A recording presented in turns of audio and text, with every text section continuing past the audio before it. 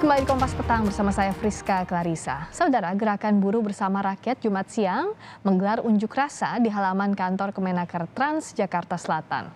Rakyatnya terus ditekan, ditindas, benar nggak?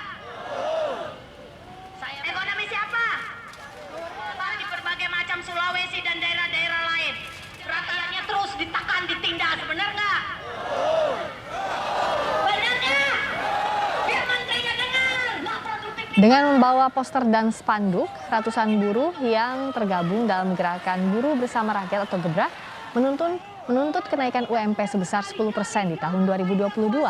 Masa aksi juga meminta kepada pemerintah agar segera mencabut surat edaran Kemenaker Trans terkait pengupahan. Menurut rencana, aksi tersebut akan terus dilakukan gerakan buruh hingga tuntutannya dipenuhi oleh pemerintah. Terus ditekan, ditindas, benar nggak? Benarnya? Lebih dari 50.000, 1% kaum buruh rakyat Indonesia.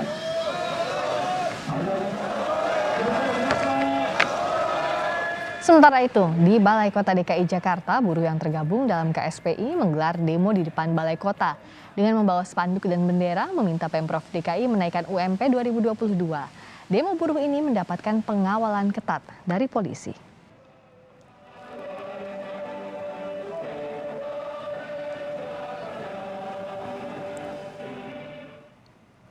Sementara itu, sebanyak 2 juta pekerja atau buruh akan menggelar mogok nasional dengan cara menyetop produksi selama 3 hari, yakni 8 sampai 10 Desember 2021. Presiden Konfederasi Serikat Pekerja Indonesia atau KSPI, Said Iqbal menjelaskan, aksi mogok nasional ini melibatkan 60 federasi serikat buruh dan 5 konfederasi serikat buruh.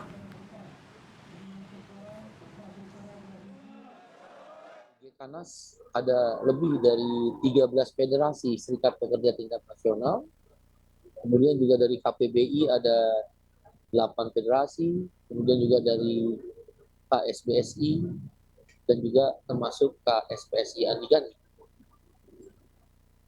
Diperkirakan ada 60 federasi serikat pekerja tingkat nasional yang akan melakukan mogok nasional serempak yang direncanakan pada tanggal 6, 7, dan 8. Tapi kalau kami lihat kalender lagi kemarin diperiksa, kalau nggak salah tanggal 6 dan tanggal 7 itu hari Sabtu dan Minggu. Intinya adalah setelah tanggal 6, 7, dan 8 mungkin sekitar tanggal 8, 9, 10. Sejak kemarin, buruh menggelar aksi demo menuntut kenaikan upah setidaknya 3,57%. Sementara pemerintah lewat aturannya mengatakan kenaikan upah buruh 1,09% dan buntutnya buruh akan menggelar mogok nasional jika tuntutan tidak dikabulkan. Apakah mogok ini jalan terakhir atau masih ada pembicaraan lagi dengan kalangan pengusaha? Kita akan bahas sore ini bersama dengan Wakil Ketua Umum Kadin Bidang Ketenagakerjaan Adi Mahfudz dan juga segera bergabung Eli Rosita, Presiden KSBSI. Selamat sore Pak Adi dan Bu Eli. Ya, selamat sore Mbak Friska. Salam sehat untuk kita semuanya. Terima kasih sudah bergabung Pak Adi. Kita masih coba mengontak Ibu Eli. Ibu Eli, selamat sore. Sore, Mbak. Sore dengan Friska di sini dan sudah bergabung juga Pak Adi Mahfudz dari Kadin. Saya ke Bu Eli dulu. Bu Eli, Ya. sebenarnya dari kawan-kawan buruh kenapa mogok ini jadi jalan yang diambil, Bu? Ya, seperti biasa memang Mbak, setiap ini kan sudah jadi agenda tahunan ya, asal ada penentuan upah minimum yang akan ditetapkan dan yang sudah ditetapkan untuk tahun depan. Memang ada ketidakpuasan lah, wajar karena di satu sisi memang kita bahwa pandemi ini kan sudah lama juga, hampir 2 tahunan menghantam perekonomian dan memang berdampak kepada ketenagakerjaan. Bagaimana buruh bekerja, dikurangi jam kerja, dikurangi upah, ada PHK, ada dirumahkan segala macam. Nah, memang agak susah diterima karena memang ada hanya kenaikannya di bawah 50.000 ya. Mungkin karena adalah kekecewaan karena tahun lalu barangkali kan teman-teman ini kan sudah memaklumi lah tidak ada kenaikan, walaupun ada kenaikan memang pada saat itu. Tapi sekarang memang ini yang paling terendah diterima oleh buruh gitu. Barangkali memang bisa dipahami di sebagian industri ya, tidak naik seperti pariwisata, Oke. transportasi dan yang lainnya yang sangat terdampak banget. Tapi misalnya kalau ada sektor-sektor yang tidak terdampak, misalnya pertambangan, pertanian, jasa, tolong dikoreksi, misalnya ada farmasi, rumah sakit, komunikasi segala macam itu kan ya nggak wajar. menurut Jadi kalau saya. dari Tapi kan, pihak buruh jangan dipukul rata begitu ya, Bu Eli ya? ya, Oke, ya, kalau saya sih begitu. Oke, saya ke Pak Adi. Tanggapannya dengan ada rencana demo buruh atau mogok bahkan? Ya, Pak Adi. kenapa Mbak Friska? Ya silakan Pak Adi, tanggapannya tadi kata Bu Eli jangan dipukul rata kenaikan upahnya. Harusnya kalau sektor-sektor yang tidak terdampak kenaikannya sesuai dengan tuntutan para buruh tadi. Ya betul Mbak Friska, tentu kita perlu meluruskan dalam hal ini ketentuan tersebut. Yang pertama perlu kita ingat bahwa itu adalah sesuai dengan regulasi. Namun demikian, jadi yang kenaikan 1,09% itu memang rata-rata secara nasional. Kenaikan secara wilayah, provinsi, kabupaten maupun kota masing-masing itu berbeda-beda Mbak Friska. Jadi itu kiranya tidak disikapi emosional secara nasional yang dimaksud gitu ya. Nah, namun demikian kita juga harus ingat bahwa yang di demo Undang-Undang Cipta Kerja itu adalah sebetulnya sudah sangat mendorong fleksibel labor market dalam hal ini. Karena kita juga sama-sama paham investor-investor yang sudah disampaikan oleh Pak Menteri Manifest juga sudah mulai datang ke Indonesia dan sangat positif dan juga sudah memulai karena adanya suatu rasa aman dan kondusif dari investor ini sangat bergairah. Nah ini kiranya mari kita sambut bersama dan kembali lagi ke penetapan upah minimum tadi. Itu saya kira juga sudah berdasarkan kesepakatan kita bersama. Jadi tidak serta-merta pemerintah dalam hal ini, pemerintah daerah, Pak Gubernur itu menetapkannya, tidak.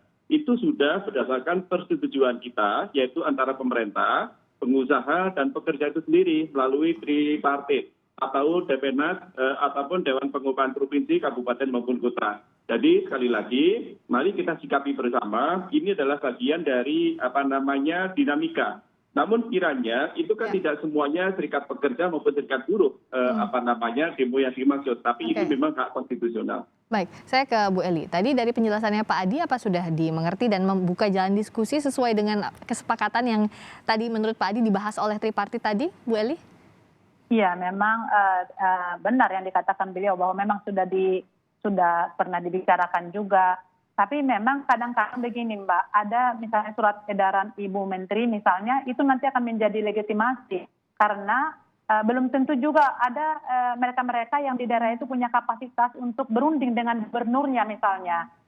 Jadi memang saya pahami bahwa gubernur diberikan kewenangan juga untuk menentukan upah di sana begitu. Dan yang biasanya diimplementasinya itu kita yang selalu bertolak belakang dengan apa yang sudah diundangkan begitu. Misalnya ini kan kenaikan ini adalah untuk upah minimum yang sebenarnya 12 bulan ke bawah.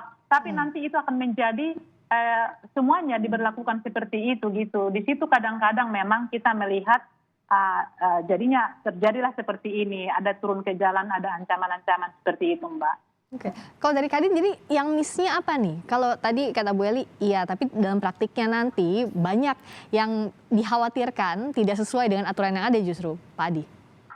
Ya, saya kira gini loh, kita saat ini kan memang dalam kondisi pandemi ya, memang naiknya kecil dan perlu kita maklumi bersama. Kurang lebih 2 tahun ini memang kami sebagai pengusaha memang sangat terpukul.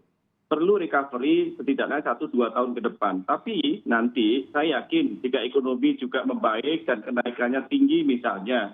Nah terus sejauh mana? Apakah memang pekerja ataupun buruh tetap menuntut naik? Nah ini saya kira ini sebetulnya bukan masalah naik ataupun turun ataupun stabilnya. Kita melihat perspektif secara nasional. Jadi kita tidak bisa melihat perspektif secara kelompok ataupun hanya 1-2 provinsi saja. Kita ini adalah Indonesia. Nah saya kira kebijakan tadi disinggung surat edaran Bu Menaker itu saya kira juga sudah tepat sebagai tanda kutip rambu-rambu untuk menetapkan upah minimum baik provinsi maupun kabupaten. Dan itu juga berdasarkan data dari BPS. Jadi jangan sampai kita unjuk rasa meminta kenaikan tapi tidak hanya berdasarkan survei pasar sendiri. Ini saya kira saya selalu berpikir ya, bagaimana nanti serikat pekerja, serikat buruh, asosiasi pengusaha melaksanakan survei sendiri, pasti angkanya akan berbeda-beda semuanya. Nah ini negara, pemerintah harus hadir dalam hal ini. Jadi saya kira pengusaha pun itu saya kira tidak keberatan. Mau naik berapapun tidak keberatan asal memang taat regulasi dan kondisi pandemi ini memang sudah stabil. Tentu pengaruh utamanya yaitu pertumbuhan ekonomi atau inflasi yang sudah stabil, begitu juga masalah kondisi ketenagakerjaan. Baik, jadi dianggap tadi kalau dari Kadin pemerintah menetapkannya berdasarkan data dari BPS. Kalau Bu Eli melihatnya? Iya, sebenarnya kan memang ada undang-undang itu, tapi kita berharap saja bahwa misalnya para kepala daerah atau gubernur yang ada di provinsi masing-masing bisa melaksanakan kewenangan mereka sesuai dengan yang diberikan oleh Undang-Undang Cipta Kerja, ya, melihat pertumbuhan ekonomi di wilayahnya mereka sendiri. Jadi tidak terpaku sebenarnya untuk mentaati rumusan-rumusan di PP nomor 36 tahun 2021 gitu. Jadi gubernur itu kan berhak lah melihat keadaan wilayahnya gitu. Jadi sama juga memang kita walaupun misalnya kita menggugat sekarang, tapi kita ada menuruti beberapa misalnya kewenangan gubernur untuk pertumbuhan ekonomi di daerahnya gitu. Nah memang kalau saya bisa melihat begini Mbak, kita juga tidak, mungkin saya berbeda dengan teman-teman yang lain, tidak meminta bombastis lah, sekian persen pukul rata semua, itu juga tidak pas gitu. Karena makanya saya selalu bilang, ada sektor yang sangat terdampak, dibuka saja sudah bersyukur, masa kita minta 10% gitu. Tapi ada sektor yang tidak terdampak, misalnya sama sekali, itu harus wajar dinaikkan gitu. Dan kita juga masih mendorong nanti pengaruh-pengaruh dialog sosial mereka, bahkan misalnya kita mendorong juga melakukan dialog sosial antara buruh dan perusahaan di internal masing-masing. Kan siapa tahu bahwa beberapa perusahaan atau manajemen yang sangat baik dan direktur-direktur itu bisa meningkatkan lebih dari 1%. Kalau dilihat misalnya produksinya jalan terus seperti itu. Jadi kalau dari sisi Bu Eli membuka jalur dialog sebenarnya dengan para pengusaha begitu Bu ya? Iya, karena misalnya saya bukan mengatakan bahwa tidak ada aksi atau segala macam, tapi kan ada strategi-strategi yang kita lakukan. Barangkali di opsi ini nanti kita gagal, tapi siapkan opsi berikutnya. Bagaimana kita untuk bisa mendapatkan kemenangan bersama-sama seperti itu, Mbak. Pak Adi, jalan tengahnya apakah ada dialog agar tadi peraturan yang ada, tapi juga bisa dikomunikasikan dengan baik dengan para pekerja? Ya, saya kira apa yang disampaikan Bu Eli betul juga ya. Jadi memang tidak bisa kita pukul rata di semua sektor, dua-duanya. Namun kiranya juga kita bijaki. Jadi centelan regulasinya memang harus clear, harus jelas. Saat ini memang centelan itu upah minimum provinsi, kabupaten, dan kota udah jelas. Itu sebetulnya diklasifikasi usaha besar dan menengah yang hanya persentasenya 0,1% saja. Nah, sedangkan yang belum diproteksi upah dan jam sos itu ada di klasifikasi usaha kecil dan mikro, yang dalam hal ini itu sangat tinggi sekali, yaitu 99,90%. Saya sepakat dengan Bu Eli. Maksudnya Bu Eli ini adalah ada sektor-sektor tertentu memang yang tidak terdampak. Contoh misalnya sektor kesehatan ataupun yang lainnya, itu kiranya ada suatu kebijakan sendiri, kira seperti itu. Pemerintah bisa menetapkan sendiri dan disesuaikan dengan kemampuan perusahaan. Nah Bu Eli, ini dari Kadin, dari Pak Adi, apakah ini solusi yang baik dan bisa diterima? Ya, memang tidak ada solusi yang bisa kita katakan bahwa ini adalah yang paling baik gitu. Tapi kan tergantung juga nanti seperti apa. Kalau misalnya ada yang menerima itu, ada yang akan menolak mati-matian walaupun tidak mendapatkan hasil sama sekali begitu. Jadi ini tergantung perjuangan kita seperti apa. Ada pendekatan-pendekatan, ada strategi. Saya memang hormatilah teman-teman kita yang akan melakukan aksi, tapi tetap mereka punya pegangan seperti apa gitu. Jangan pula tuntutannya nanti misalnya pukul rata 10% sampai 15%. Saya juga kan harus realistis lah melihat keadaan begitu. Tapi memang sama dengan Pak Adi tadi, saya setuju sekali bahwa sektor yang tidak terdampak ini kenapa sih mereka sangat susah menaikkan upahnya gitu. Itu saja gitu Mbak. Jadi yang lain ini kan memang masih bisa dinegosiasikan dan kita bikin aja juga peluang untuk melakukan dialog yang terbuka dan komunikasi terbuka. Dan kalau bisa memang hasil statistik itu bisa dilihat buruh supaya mereka juga bisa, oh ternyata ini dari sini mereka menentukannya gitu. Jadi agak transparan. Karena walaupun tidak semua bisa membaca, tapi paling tidak nanti kita memahami seperti apa gitu. Walaupun perjuangannya ya setiap tahun pun mau berapa persen pun naikkan, pasti kami akan tetap berjuang gitu. Nah kalau begitu Pak Adi tentu akan diantisipasi juga kalau misalnya mogok ini terjadi.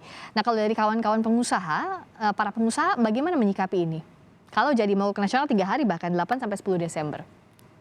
Ya saya kira mogok itu sebetulnya saya sepakat ya, bukan satu-satunya jalan untuk menyelesaikan solusi sebelum, karena Bu Eli tadi, itu dikedepankan sosial dialog terlebih dahulu.